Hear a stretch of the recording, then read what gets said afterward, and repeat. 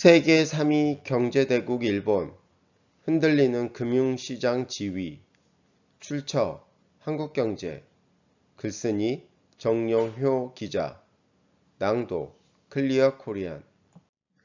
세계 3위 경제대국 일본의 금융시장 지위가 휘청이는 조짐이 곳곳에서 감지되고 있다.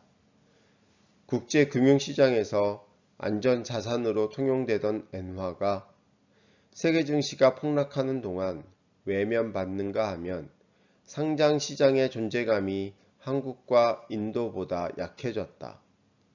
지난 30여 년간 주식시장에서 통용되던 엔화 가치가 떨어지면 일본 주가가 상승한다는 공식이 깨지고 있다. 진짜 안전자산은 달러. 지난해 초 신종 코로나 바이러스 감염증 사태가 세계적으로 확산하자 주가 폭락과 엔화 가치가 동시에 급락하는가 하면 하반기에는 엔화 가치가 강세를 이어가는데 니케이 225 지수가 30여 년 만에 최고치를 기록하는 이변이 일어나기도 했다. 올해 들어서도 엔화 가치가 떨어지는데 주가는 정체 국면에 접어들어 투자가들을 혼란스럽게 만들고 있다. 일본의 산업구조 변화, 미국과 일본의 금리 격차, 코로나19 이후 주요국의 재정, 금융 완화 정책이 공식 파괴의 원인이라는 게 니혼 게이자이 신문의 분석이다. 엔저, 일본주의 상승은 일본의 수출 주도형 산업 구조가 만들어낸 공식이다. 자동차, 전자 등 도쿄 증시의 흐름을 주도한 일본 대표 기업들이 수출 기업이었기 때문에 엔화 가치가 떨어지면 수출 대금이 늘어나 주가도 올랐다는 설명이다. 이 공식이 처음 깨진 것은 작년 3월이다. 코로나19 쇼크로 세계 주식이 폭락하자 엔화 가치도 따라서 급락했다. 3대 기축통화인 엔화는 세계 금융시장이 요동치면 가치가 오르는 경우가 대부분이었다. 공식이 통용되지 않는 것은 투자가들이 주가 폭락으로 자금 흐름이 경색되면 무역과 금융거래 결제자금을 확보하지 못할 수 있다는 공포에 질려 엔화를 외면하고 최대 기축통화인 달러를 앞다퉈 사들였기 때문이었다. 금융시장에서는 유사시에는 달러 매수라는 20세기의 주식 격언이 회자됐다. 작년 하반기에는 장기간에 걸쳐 엔화 가치가 상승하는데도 니케이 225 지수가 30여 년 만에 최고치를 기록하는 두 번째 이변이 벌어졌다. 엔고는 주가 하락. 공식을 깨트린 요인은 미국의 금융정책으로 분석된다. 미국 중앙은행은 코로나19의 여파로 미국 경제가 추락하는 것을 막기 위해 제로 금리 정책을 장기간에 걸쳐 지속하겠다는 방침을 밝혔다. 이 때문에 이미 5년째 마이너스 금리 정책을 펼치고 있는 일본과의 금리 격차가 축소됐다. 미국과 일본의 금리차가 벌어지면 금리가 높은 달러로 자금이 몰려 강달러 엔저가 진행된다. 거꾸로 금리차가 좁혀지면서 엔화 가치가 오르고 달러 가치는 떨어졌다. 엔화 가치가 오르는데도 일본 주식이 상승한 것은 코로나19 사태 및 일본의 산업구조 변화와 관계가 있다. 외출 제한과 재택근무 등으로 10여 년에 걸쳐 진행될 것으로 예상됐던 디지털화가 1년 남짓 만에 이루어지면서 시장 주도주가 바뀌었다. 이케다 유노스케 노무라증권 수석 외환전략관은 엔화 환율의 주가가 좌우되지 않는 하이테크 관련 성장주들이 급등하면서 주가가 올랐다고 분석했다. 전문가들은 일본의 산업구조가 변했기 때문에 코로나19 이후에도 엔저는 주가 상승, 공식이 유지되기 어렵다고 전망한다. 일본 기업들이 노동력 인구 감소와 경제 구조의 성숙화를 이유로 생산 거점을 해외로 옮긴 결과 일본의 무역 환경이 급변했다. 2015년, 2018년, 2019년 무역 적자가 발생하는 등 무역 수지가 흑자와 적자를 오가고 있다. 2016년 4조엔 수준이었던 흑자 규모가 지난해에는 1조엔을 밑도는 등 흑자와 적자 폭도 점점 축소되는 추세다. 무역 수지가 엔화 가치에 주는 영향이 줄어드는 한편 수출 기업들이 외환 시장과 주식 시장을 쥐락펴락하던 토양이 사라진 것이다.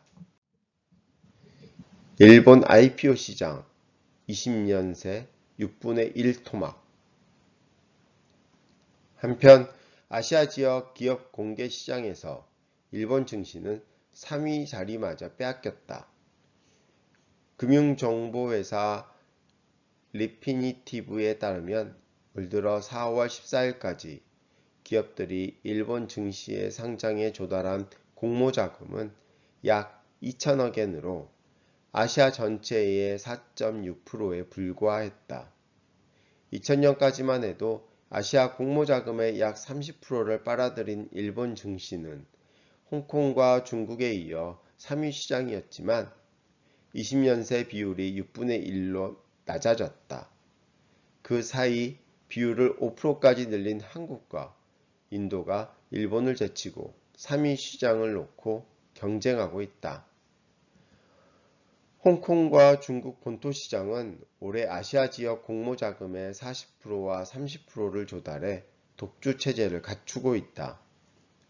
올 들어 홍콩 증시에는 동영상 애플리케이션 카이소우 테크놀로지와 중국 최대 검색 엔진 바이두의 2차 상장 등 3천억 원에서 5천억엔 규모의 초대형 IPO가 줄을 이었다.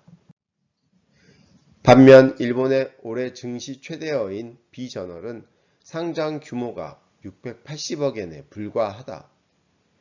주요국 거래소가 국경을 넘나들며 유력 스타트업을 유치하기 위해 사활을 걸지만 일본 증시는 쟁탈전에서 소외되어 있는 모습이다. IPO 한 건당 조달 규모도 아시아 평균이 160억엔인데 반해 일본은 40억에서 70억엔에 그쳤다. 건당 조달 규모가 2019년 한국에도 역전당했다. 벤처캐피털 시장이 활성화되지 못한 점이 일본 IPO 시장의 경쟁력을 떨어뜨리는 요인으로 지적된다.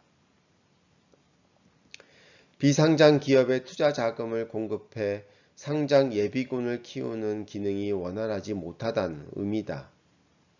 미국 조사회사 피치북에 따르면 2020년 일본 VC 투자 금액은 21억 달러로 중국의 30분의 1 수준이다. 인도와 싱가포르보다 VC의 투자 활동이 저조했다. 한국, 인도, 싱가포르 VC 시장에 미국과 중국의 풍부한 투자 자금이 흘러 들어오는 반면 일본의 VC들에 출자되는 자금은 대부분 일본 국내 자금이다. 니혼 게이자이 신문은 국제 표준회계 기준을 채용한 VC가 적기 때문에 해외 VC와 실적 비교가 어렵다며 국내외 기관 투자가가 자금을 맡기기 어려운 구조라고 분석했다.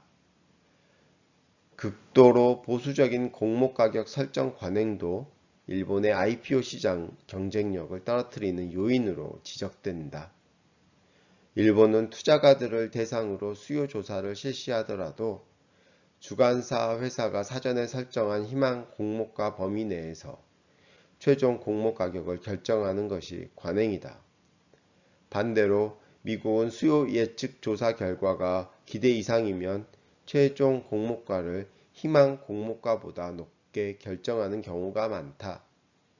수요보다 공모 가격을 낮게 결정하는 경우가 많다 보니 올해 일본 증시에 상장한 기업의 주가는 거래 첫날 평균 200% 급등했다.